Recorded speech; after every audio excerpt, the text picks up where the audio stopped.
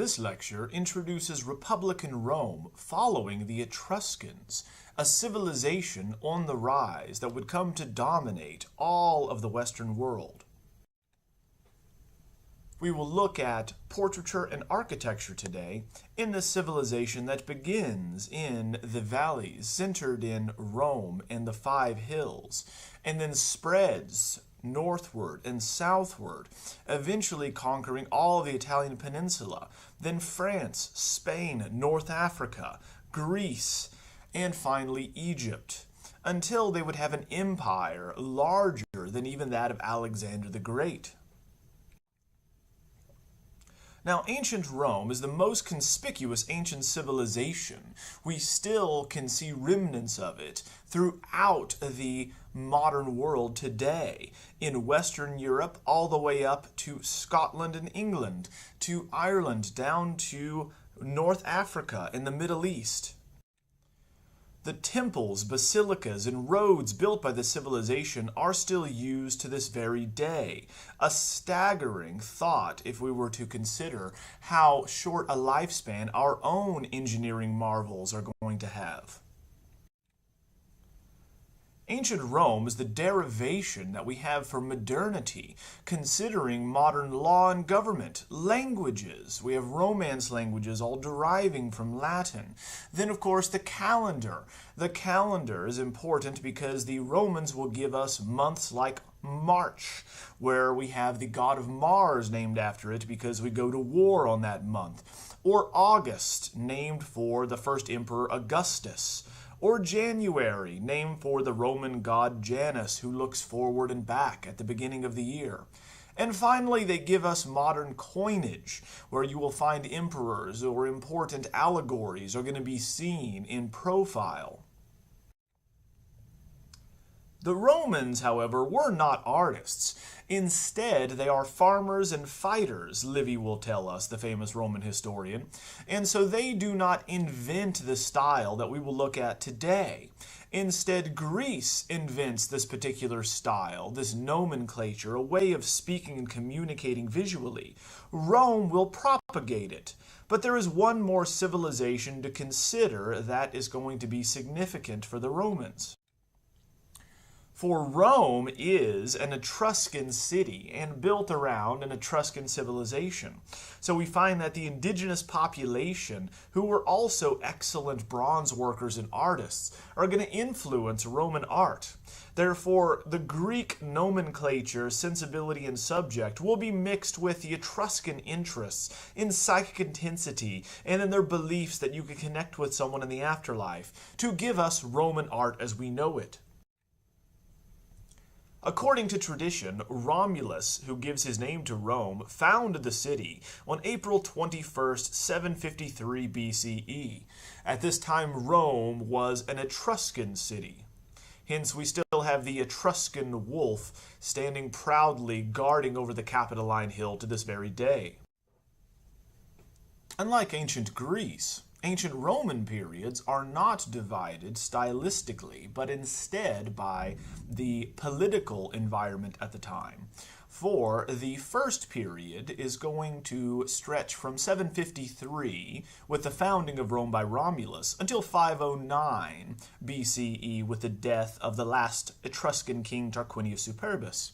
The Republic that we will look at today is when we find the first great remnants of monumental architecture and large stone sculpture surviving from ancient Rome.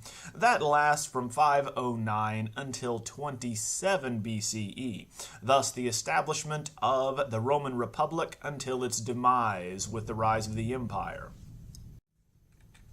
The Roman Republic, we're told by Roman historians, begins with the overthrow of the Tarquins, a family that was ruling in the area. Now, with Tarquinius Superbus, the last Etruscan king overthrown in 509 BCE, we establish a constitutional government that will be very important for the newly created American colonies and the United States of America when they come to make their government. The republic is going to be ruled by a senate, from the Latin senectute for old men. Hence you have senior citizens or a council of elders, with 2 elected consuls holding the most power, but that could balance out one another, check one another in this 2-party system, much like we have our own system of government based on. In times of crisis, a dictator could be appointed to command the armies. And of course, the only danger, as we know, that leads Rome down the path to empire is that perhaps these dictators do not wish to give up their power. Slowly, the Romans are going to begin conquering their neighbors in the 8th century to the 6th century. Then, after conquering the Italian peninsula and the Samnites and Greeks to the south, they moved to the Gauls to the west in modern-day France, down to Spain, down to North Africa where they conquered the Carthaginians, and then over to the Near East. In 211 BCE, we're told that Marcellus, the Roman general, conquers Syracuse, a Sicilian Greek city, where he will then bring back the spoils of the city's artistic patrimony. Thus, according to the Roman historian Livy, the craze for works of Greek art had begun. Now, the Romans get a taste not just for farming and fighting, but for art and its expressive and propagandistic possibilities. We find even greater exposure to Greek art will come in 146 BCE, when the Roman province is going to be made of Greece. And then in 133 BCE, the last Attalid king of Pergamon wills his kingdom to Rome. Eventually, of course, Cleopatra will rule her kingdom of Egypt to the Romans as the last Ptolemaic ruler. Rome was able to spread so quickly and maintain a presence in these areas, improving infrastructure, building quickly, using their secret weapon, which was concrete. And with this new building material, they are able to make a series of structures of various shapes based on the Roman arch. As you can see in the upper center, we have a standard barrel vault where you have an arch that is continued along an axis forming a ceiling or a roof. That is the most simplistic way in which we can use an arch to make a structure. Putting them end to end, right next to it, you have a groin vault where they come together in a T-section or T-shape, if you will. This, of course, allows a greater sophistication of interior spaces, leading to the fenestrated sequence of groin vaults where there is a clear story and windows above, until finally we have the envy of the world in the lower right-hand corner, the hemispherical dome with an oculus. Thus we find that it is an arch spun around a central axis, leaving open the section at the top to the sun for ventilation and to relieve weight. With their newfound engineering technology, the Romans spread far and wide, leaving their footprint all the way to the Middle East, all the way down to Africa and up to the UK. In each one of these new Roman towns, we needed to have temples, amphitheaters, large structures. But their temples would not look like their predecessors in the civilizations that came before them, such as the Greek or the Etruscan. Instead, Roman temples are defined by eclecticism, or taking from a variety of sources to create something new. Specifically, they take Greek and Etruscan temples and combine them. Here we have the Temple of Portunus, or the Temple of Fortuna Virilis, whereby we have a temple dedicated to the Roman god of harbors. Very important for the Roman civilization, for they actually had concrete that would set underwater, allowing them to expand harbors. And this, of course, gets goods and services around the Mediterranean much more rapidly. Not only is it better for commerce, but you can ship men and materiel, weapons, and soldiers much more quickly from one side of the world to the next. So you need the god of harbors on your side. The structure here is made primarily of tufa and travertine as far as the materials are concerned that survive. Originally, we must imagine that it would have been faced very brightly with stucco that would imitate a marble in this revetment technique that the Romans will adopt to save money and materiel. We find that they will make objects and materials look more expensive than they actually are.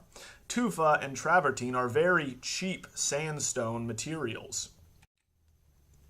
Now the temple is going to have one interior space or cella.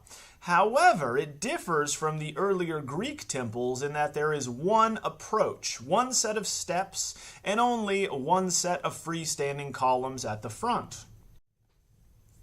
This would remind one of Etruscan temples, where we have a similar bi-columnar design in the front, whereas the rest are attached and or missing, moving around to the back. While the approach is going to be derived from the Etruscans, the interior space of having one cella for one cult statue is distinctly Greek. However, they also are going to depart from the Greek model as well. For we find this is not a peripteral temple as in the Greeks, such as the Parthenon and their understanding, which has freestanding columns on all four sides, as you see here in the plan on the left.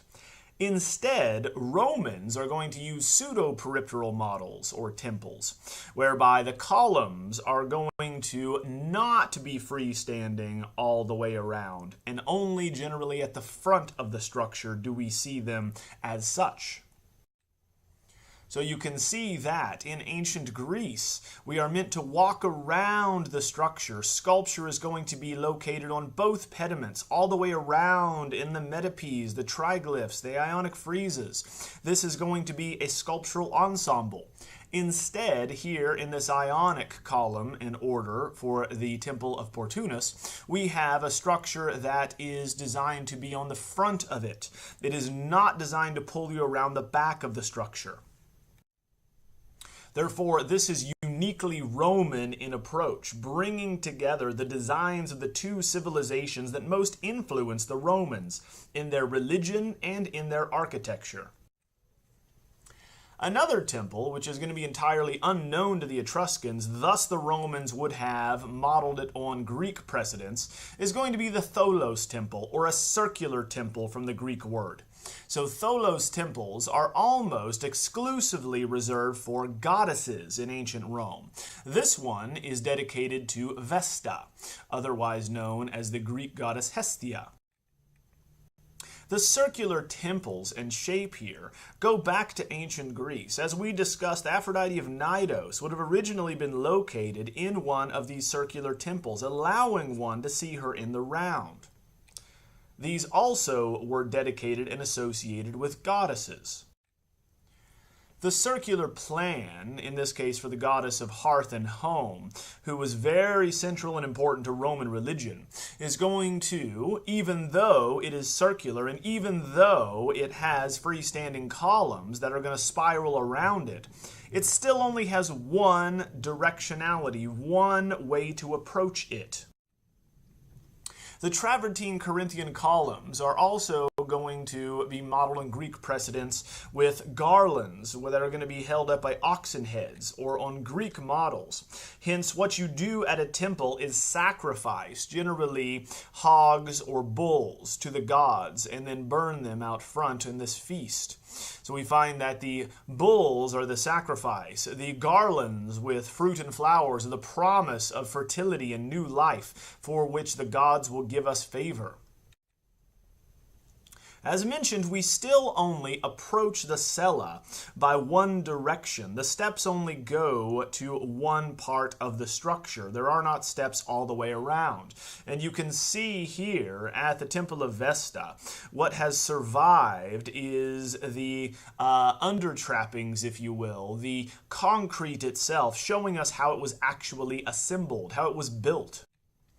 So the cella wall, importantly, is not made of stone, as you see here, but commenta, if you will, these tiny stones or aggregate that are held together by concrete, or a lime mortar volcanic sand and water mix. So we find that this new material of concrete allows the Romans to build incredibly quickly and cheaply. You can have an army of slaves, and these were primarily built by slave labor, carrying bags of concrete and or barrels up hills, up any terrain, mixing it on the spot and pouring it into any shape that you can imagine. This allowed for very cheap, durable structures. They realized that this volcanic sand called Pozzolana, and there are lots of volcanic areas in Italy and the peninsula, they realized that when mixed, the sand would dry and set very, very concretely and much more securely than earlier versions of concrete. It will even dry underwater, they found. Turning to Republican portraiture, we have a different tradition that exists in Rome than that of Greece. Here you have a patrician carrying portrait busts of two ancestors, otherwise known as the Barberini Togatus. Now, in these life-size sculptures, we have the portrait of an aristocratic man, right? Or a patrician, an upper-class man, holding portrait busts of his male ancestors. So we find that patrons from distinguished families with a proud lineage and a proud name, say like Julius Caesar, would keep these imagenes, these likenesses of their ancestors, in cupboards in their homes. They were used by patricians to point to and highlight their elevated position, to celebrate their position in society, but also as a direct conduit to their dead relatives, to pray to talk to for advice, to influence events here in the present.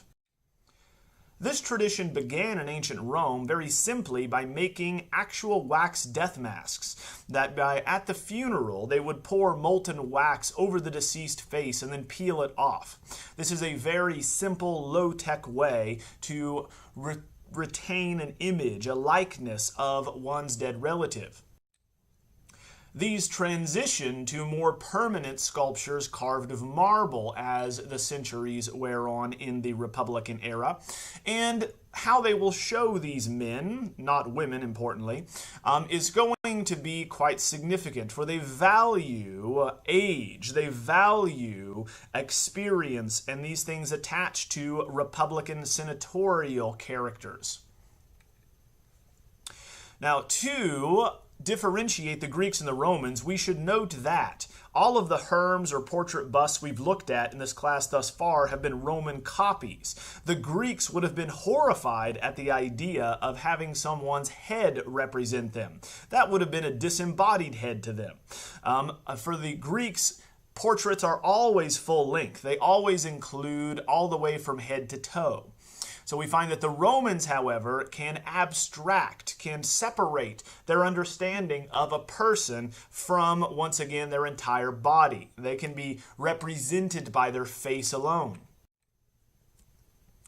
Now, the ancient Greeks preferred, by and large, idealized portraiture that would remove any flaws, signs of aging, and or imperfections. Thus, they wanted the measure of everything to be that of man, the cosmos, and everything mapped out in the universe is a perfect man. For the Romans, they value age because only elders hold power. They will appreciate and commission veristic portraits that records advanced age and even exaggerates the blunt characteristics of aging. So veristic, of course, means truthful. That we have here a truthful portrait of an old man. Turning to Pericles and his idealized portraits we looked at from the High Classical era, we should note that even though he's shown as a mature man with a beard, there is not a wrinkle on his face. We do not have any crow's feet. There is not a nasolabial fold on his cheek. We do not have wrinkles around his brow. He is perfectly smooth like a god. On the other hand, we're exaggerating the effects of aging with the portrait head of an elder here, where we find these deeply incised grooves and wrinkles in the forehead. We find that the eyes are inset with bags under them. We find that the cheeks now are going to sag as jowls are going to fall off of the side of the face. All of these emphasizing the effects of aging, not hiding them. So here we have the portrait head of a man or an elder from Scopito, and this one also shows the same effects, these exaggerated effects where the skin will sag and droop, where we find will deeply incise and cut these incisions to suggest the effects of aging because of what it represents. It represents for them someone who has lived that long, who is serious, experienced, determined, and loyal to the Roman Republic. These were the virtues that were so admired at the time, so you show that you and your family have them. You have a right to be in control and in power. Now, the Romans believed the head alone constituted a portrait, or could constitute a portrait. The Greeks always, as in the example here of Demosthenes, always believe it should be full length. So, with this disjuncture between the body and the head, we find some very interesting combinations in ancient Roman portraiture. Oftentimes, we would see veristic heads, obviously because they appreciated what it represented with the age, but placing them on incongruous bodies that are much more youthful and perfect and idealized. In this instance, we have the portrait of a Roman general, obviously over life size at 6 feet 2 inches tall. We would have had a massive man at the time at that height. We know that it is supported by a cuirass at the base in the bottom right here, which is going to be the chest plate or the armor that Roman generals wear into battle.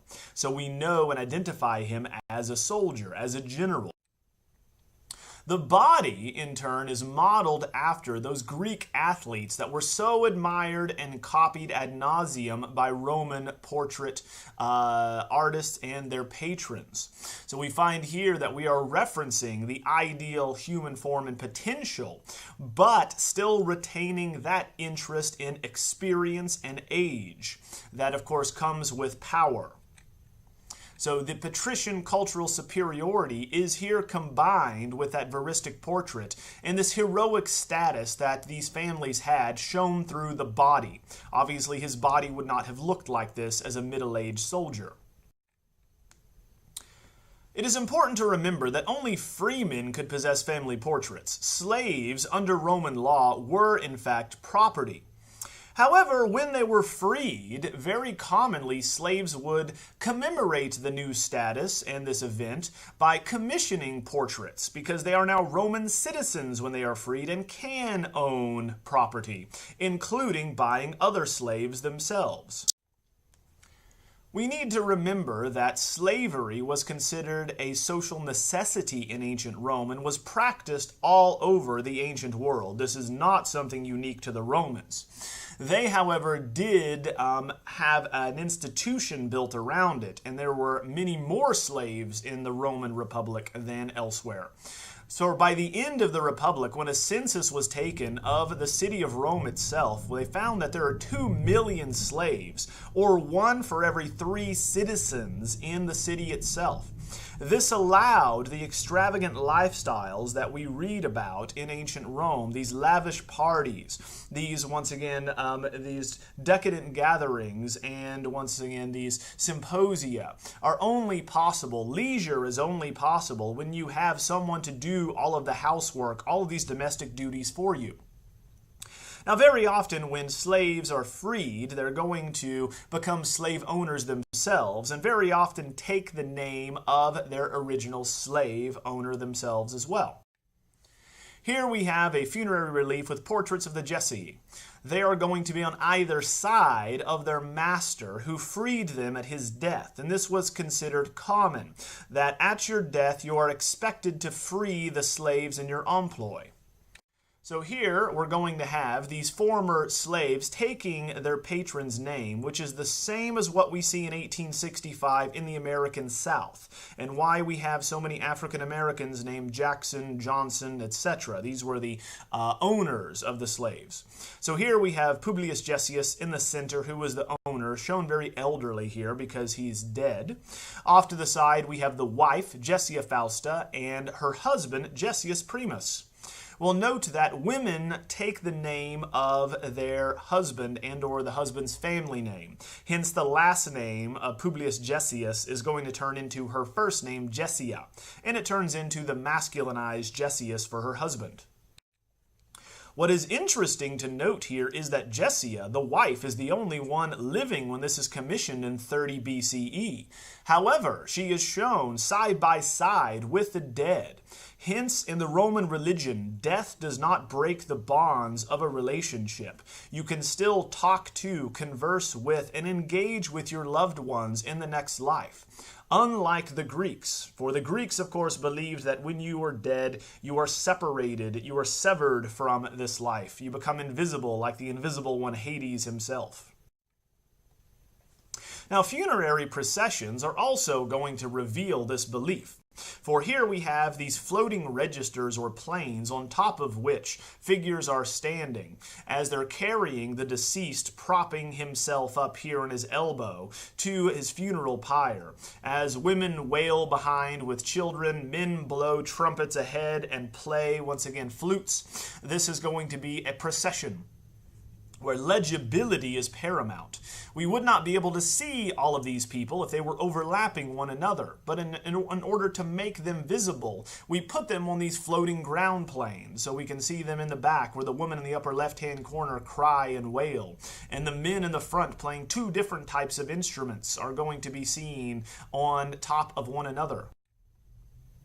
Now, the deceased reclining on this sarcophagus that we have up here, this funeral pyre, is going to remind us, importantly, of the Etruscan religion, where one did not die, but continued actively gesticulating and engaging with others in death. So we find that for the Romans, death is not the end, but is just a transition.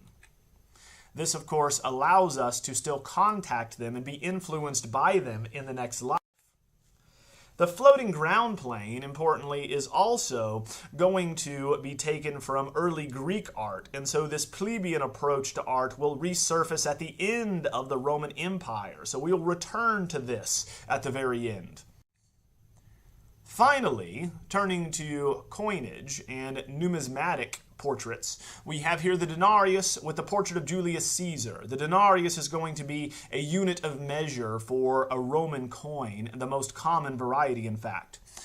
Here we find that Julius Caesar is bold enough to replace portraits of gods that were the convention on coins with his own visage, with his own effigy.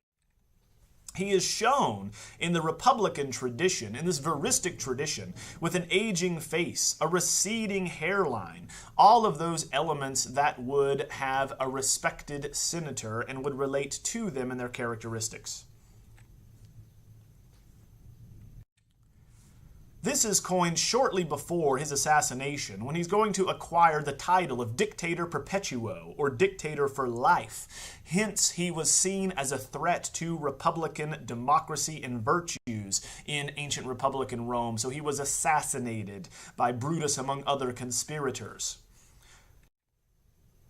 The Romans would place images of the dead, say past rulers, consuls, or important figures like Romulus on coins, but never living people.